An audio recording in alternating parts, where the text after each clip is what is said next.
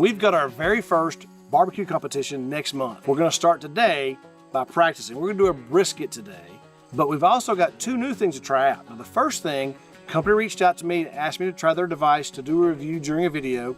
Said I'd be glad to, so I'm looking forward to doing that. But also we have a bigger piece of equipment I've never done a brisket with. Looking forward to trying it out, letting you see how it goes. Now the heart and soul of Texas style barbecue is gonna be salt and pepper, right? So we're definitely using salt and pepper. There's also two more ingredients that are pretty common to use with this, this rub. The ratio of this rub typically is 2 parts pepper. Now this is by measurement, not by weight. 2 parts pepper, 1 part kosher salt, 1/2 part granulated garlic, and 1/2 part Lowry seasoning salt. Now, one thing I also do is I use duck fat sometimes for a binder. I don't always, I mean, most of the time I don't use a binder. You know, it's just a good flavor and it's just easy to do. I just spray a little bit on there. It's that simple. The hard part for that is when you put all those ingredients into a shaker like this, they separate because of the weight of them. So I like to put my salt on and I do it first, and then I do granulated garlic, and then I do Lowry seasoning salt, and then I do black pepper. And that way I know I've got black pepper covering it to make me a good bark when I finish, and have a good bark on there when it's all said and done. I'm dealing with some wind here, obviously. That's not too much. I like that. Now I'm going to go with my garlic. Again, I'm fighting the wind. You can see it blowing around a little bit. But that's about half as much as the salt. My Lowry seasoning salt, do the same thing from a little higher up. It's a little heavier product. It won't blow around as easy or as badly. And next I go with my 16 mesh pepper. Now this is going to be a little closer, a little slower, so I get a good coverage. It's hard to over pepper a brisket, guys, because what happens when this fat renders, the pepper loses a lot of its just because the fat will kind of render it out and kind of dissolve it down a little bit and thin it out some. So there is my non-presentation side. I'll go ahead and do the presentation side so you can see the pepper a little easier on that white fat of the presentation side. Quick dousing, and I'll go with my salt. Blowing around too badly. Caught a non-Wendy's time. Let me see if I can get it on here. Garlic. Look at that blowing around. That's hard to do. All right, got my Lowry's, and now black pepper. We'll get real close with this so it doesn't blow around too bad. And guys, I know you hear people say, "Don't forget the sides." That is very true. Don't miss the sides. I'm just doing this to show you guys, without spending a whole bunch of time seasoning a brisket in front of you, showing how much I put on the front side, the presentation side. Now, I will go ahead and do all the way around the sides as well with salt, pepper, garlic, and Lowry seasoning salt. And then we'll put it on the smoker, and we'll see you guys after we get it on the smoker. All right, guys, item number 1 of our new things to use is the item that actually sponsored our video today, and that is Typhur. That is the Typhur Sync Gold Dual Wireless Thermometer. Now, there's a number of these things out there, guys. I've never used Typhur's. They actually sent this to me, full disclosure, they sent this to me and gave it to me to do a review. Now, I'm not getting paid to do the review. My payment is actually this thermometer. So I want to keep it real. Whatever I see and whatever I experience, I want to share with you guys, whether it's good, bad, or ugly. I'll share it all with you. Now, what's cool about this thing that I like about it is the connectivity. It uses what they call sub 1G as well as Wi-Fi. So the connectivity is much better than most other thermometers. Now, the reason why that's important is because some of these thermometers, the base you have to keep near the smoker in order for the connection to actually work, and then it reads off of your app on your phone. This one, according to them, I can use this base anywhere I want. I can take it back in the house with me, wherever I'm going, up to 700 feet, I can use this base. Move it around. Doesn't have to stay near the smoker. I don't have to use the app only in order to read what's going on. I can use this base as well and make controls from here. Now this thing's waterproof. It also has a heat rating of 932 degrees. So if you get a flare up in your kettle or whatever you may be using where fire might be an issue, you're pretty well safe with 932 degree rating on this thing, which is pretty cool. Now, the other thing I like about this thing, look at these. I have 2 probes here. This is the dual. They have a quad that has 4 probes. This one just has 2. And I can put one in the flat and one in the point, so I can read both temperatures at the same time, which is nice. There's 5 sensors in this between here and here. Now, those sensors all have different temperatures, or some of them will be the same temperature, but if there's it'll only display to you on your app or on the base here the lowest of those 5. So you know you've got to get the whole thing up to temperature, and parts may be lesser than others. And this is what I'm most excited about finding out. Most of the thermometers like this have a very hard time with the ambient temperature reading properly, whether it's because of convection or there's a ton of different theories of why that is. I'm not a science guy, I can't answer that question, but I'm just excited to see if this will work because that's a big deal for me. Now, they claim, Typhur being Typhur, that you can wrap your brisket in foil and still have your connection to your base through that foil. I don't use foil for my briskets, I use paper, but if it'll go through foil, it'll go through paper, right? So I like being able to leave my thermometer probe into the brisket when I wrap it, because as you all know, if you do many briskets, you know that your temperature changes when you pull it out and put it back in, right? You're, oh, which one's accurate? Well, now you'll know because you didn't even move your thermometer. That's my hope and pray that this works that way. So I'm hoping the ambient part works as well. So when we go to put our briskets in, we'll put one in the point and one in the flat, and we'll get it on the smoker and we'll go from there.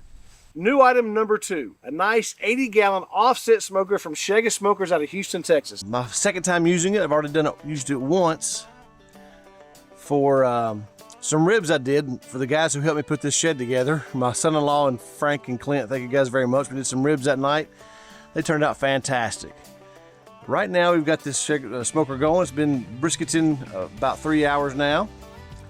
You can see it's a very nice looking smoker. The guys did a great job down at Shegaa. It's very easy to work with. Yeah, these guys are fantastic.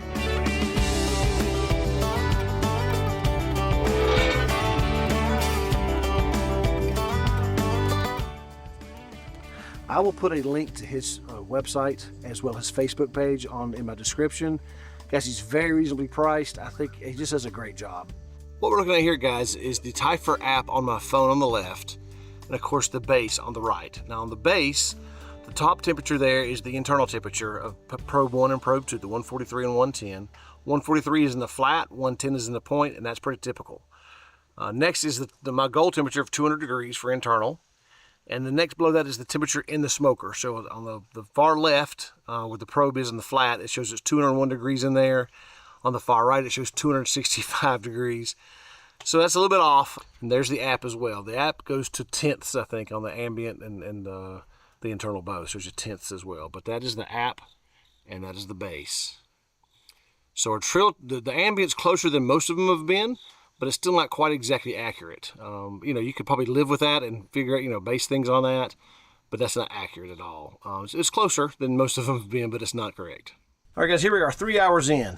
We got a good looking brisket here. The mark's not quite set yet. It's close, but not quite yet. We got a Typhur probe right here in the flat and one right here in the point. Obviously the flat's cooking much faster, as it always does when it comes to a brisket.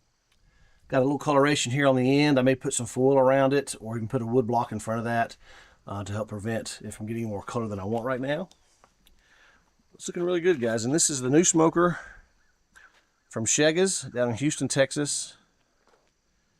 Very pleased with it so far, guys. Let's get back in and close her up.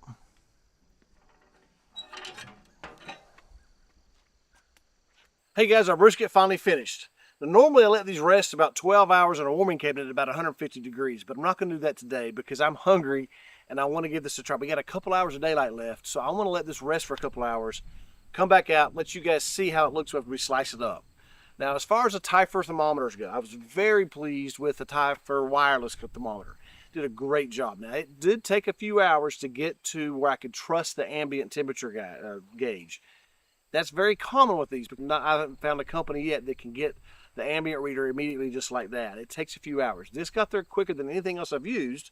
I will give them that, but it took a while to get there. So if you're in the market for one, it does a great job as far as internals go. It gives you good readings on your graphs. There's a whole lot of function to this thing you can use.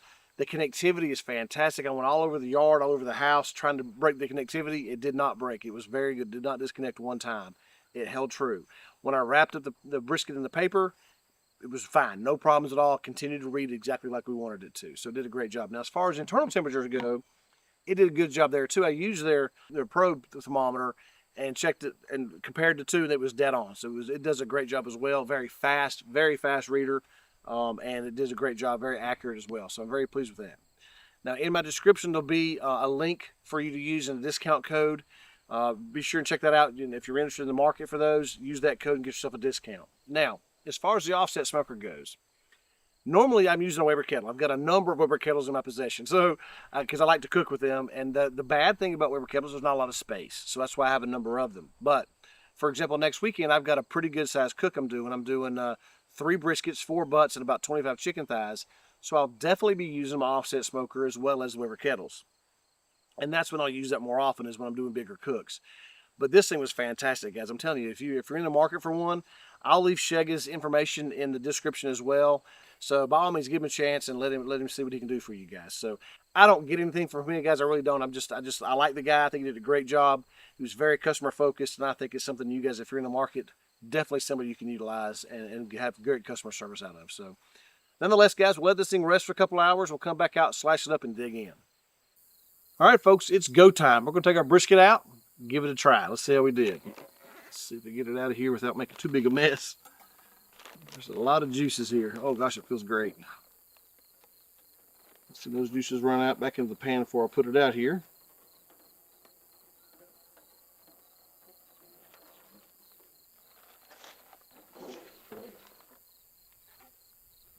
Pan here. All right, guys, let's see how we did. It looks so good, guys. Holy moly.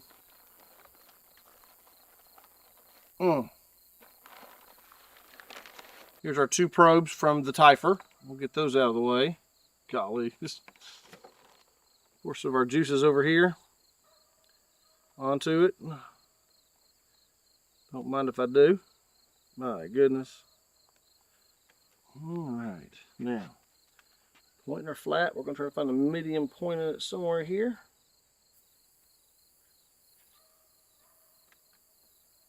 Oh. Alright. Here goes the telltale sign. Oh my goodness. Look at that, guys. That looks fan-friggin-tastic. Look at the juices coming out of that thing. Wowee. Not even squeezing that, they're going everywhere. I'm going to lose juices off the sides. Now here is that fatty point I told you all about. If you can see it, hopefully you can see it in the camera. Right here is that fatty that I left in there because I didn't want to cut all that out and have the brisket collapse on me. We'll work around that while we're cutting it today. That's no problem. We'll cut us a piece of this flat right here.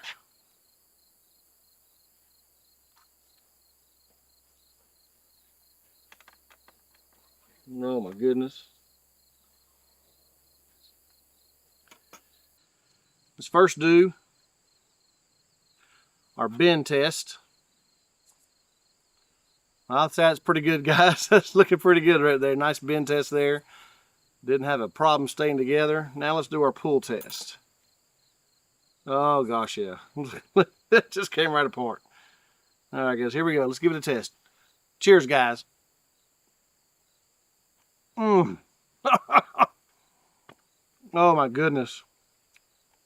Do that bend test, pull test one more time. Look at this. Oh, it just comes right apart. Look at that. That fat there. One more taste. Oh my goodness, guys. Melts in your mouth. That smoker does a Smoker does a great job. It's got perfect smoke taste on it from the convection that smoker has in it. Did a great job. Plus, the rub we used was out of this world. Guys, give that a try for sure. Look up Typhur if you're interested in them. They're great product. Definitely check out Shega's website and Facebook page. And until next time, guys, I'll meet you at the smoke.